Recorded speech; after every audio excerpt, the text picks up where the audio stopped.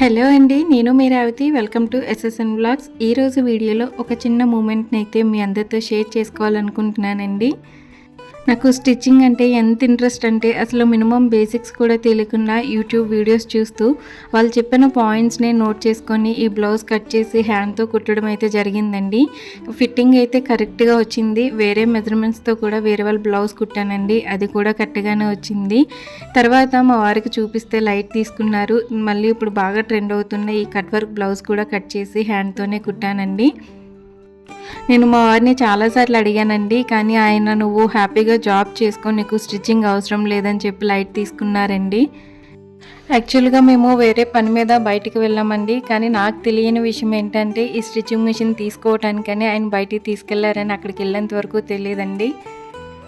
ఈ machine cost చూసి నేను ఇప్పుడు వద్దులే తర్వాత చూద్దామని చెప్పేసి అంటే మా వారేమో చూడడానికి ఒకసారి తీసుకోవడానికి ఒకసారి ఎందుకు తీసేసుకో అని చెప్పేసి అన్నారండి. ఫైనల్గా నా డ్రీమ్ మిషన్ అయితే ఇంటికి వచ్చేసింది. నాకైతే పెద్ద సర్ప్రైజే ఇచ్చారండి.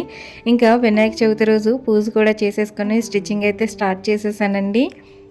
ఈ వీడియో ద్వారా నాకు సర్ప్రైజ్ గిఫ్ట్ ఇచ్చినందుకు మా వారికి thank you so much Nani. అదేవిధంగా మా అక్కకి ఇవ్వాల్సిన చీటీ అమౌంట్ ఇందులో పెట్టి లేట్ చేసినందుకు ఐఎమ్ ఎక్స్ట్రీమ్లీ సారీ అక్క.